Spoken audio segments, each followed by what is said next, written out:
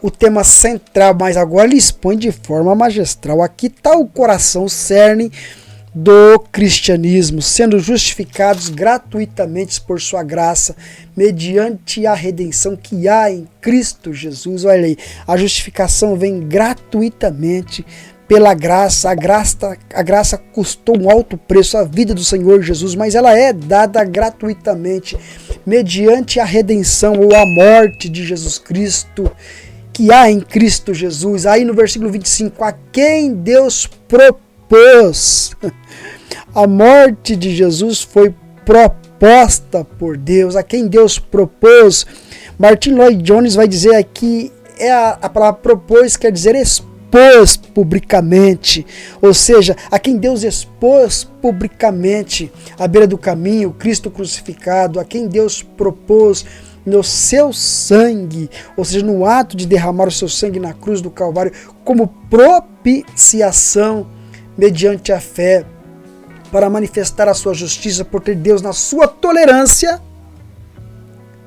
deixado impunes os pecados anteriormente cometidos. Ou seja, ele deixou impunes os pecados anteriormente cometidos porque foi tolerante, prevendo então que a sua justiça se manifestaria no ato doador de seu Filho na cruz do Calvário, a quem foi servido ali como propiciação, ou seja, o aplacar daquela ira pelo qual os pecadores estavam debaixo dela. Foi neste ato aplacador, quando Cristo morreu na cruz do Calvário e toda a condenação pesou-lhe sobre ele. Então Deus foi propiciado. Então aqui, mediante essa propiciação pela fé, nós alcançamos a justiça de Deus. Ele foi tolerante com os pecados, já prevendo, tendo em vista a manifestação da sua justiça no tempo de hoje, no tempo presente, no tempo de agora, para Ele mesmo, Ele quem? Ele Deus, ser justo e o justificador daquele que tem fé em Jesus. Aqui está a resposta.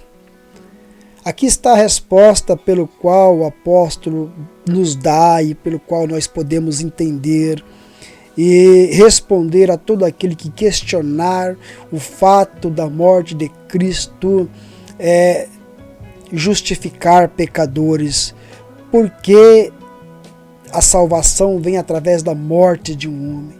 Por que a salvação veio através da morte de um homem? O apóstolo Paulo responde aqui então,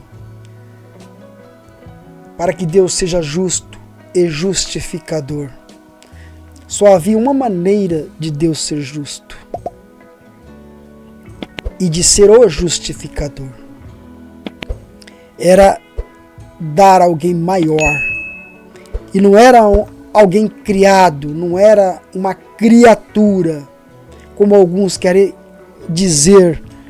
Teria que ser o ser de Deus para poder estar de a par com a sua justiça.